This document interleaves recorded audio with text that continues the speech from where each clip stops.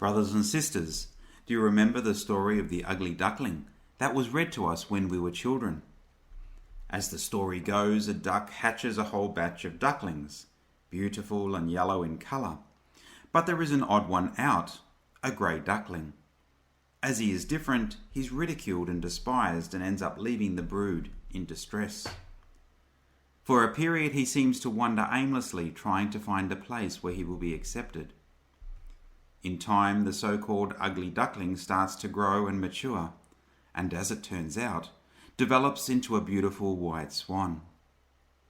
Subsequently, he is admired by all for his beauty, which far outstrips that of his brother and sister ducks.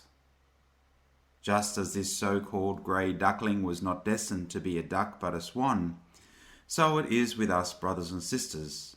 Some of us are called to one vocation, while others are called to another.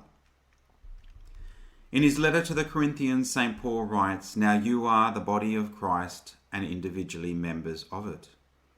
And God has appointed in the church, first apostles, second prophets, third teachers, then workers of miracles, then healers, helpers, administrators, speakers in various kinds of tongues. Are all apostles? Are all prophets? Are all teachers? Do all work miracles? Do all possess gifts of healing? Do all speak with tongues? Do all interpret? But earnestly desire the higher gifts, and I will show you a still more excellent way." And brothers and sisters, Paul goes on to explain what that more excellent way is. It is love, of course. Love is the one thing that surpasses all the gifts and authority and talents and achievements of all the people that have ever lived. In today's readings, we see both this universal Christian call, the call to love, as well as an example of a particular Christian calling, in this case to be an apostle or bishop. Like Paul and Barnabas, who we see executing their God-given authority in the first reading, appointing elders or presbyters in the churches, Judas was amongst the first. He was an apostle. But in the end, Jesus says of Judas that it was better if he were never born. Even though Judas was an apostle, an appointed leader by Jesus, he failed in love, and so was likely eternally lost. It is interesting to note that in today's gospel, it was after Judas left the room that Jesus gave the great commandment, as if Jesus knew he was incapable of that first and universal call, the call to love. Brothers and sisters, this is an ominous warning to us. It is not what we do that matters, but the love with which we do it. We mustn't worry, brothers and sisters, if it seems we don't have much to give to the world or the church or to God. He wants our heart, not our achievements and talents. Consider one of our most beautiful of saints who did not achieve much by worldly standards. The little flower, Therese of Lisieux, is the classic case.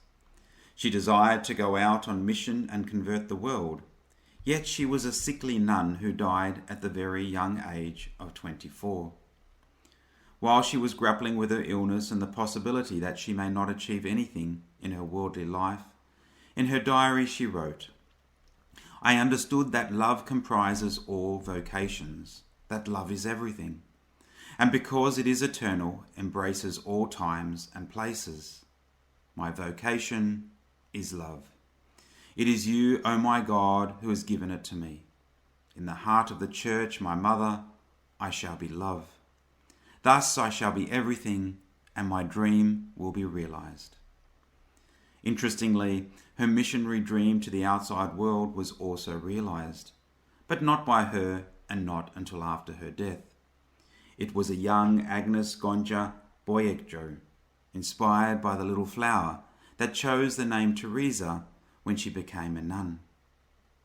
Mother Teresa went on to fulfill the missionary work the little flower so desired to achieve. And how was it achieved? With great love. So, brothers and sisters, what does this all tell us?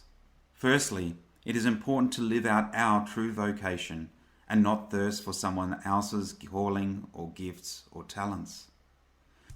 We also need to be so careful that we don't hanker for position and recognition and success, both within the world and the church.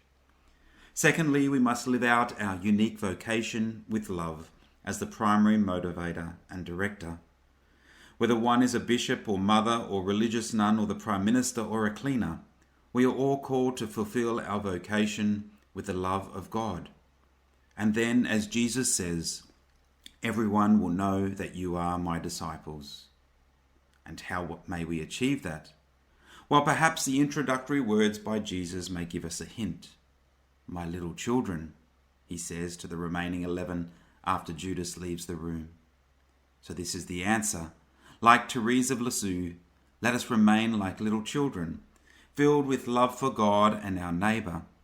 And then, whatever we may do, whether it is changing baby nappies or leading a church synod or remaining cloistered in a convent for the rest of our lives, if it is done with love, then without even trying we will transform the world and the church. And then, like the ugly grey duckling, and even without being aware of it, we may be transformed into stunning white swans for the Lord.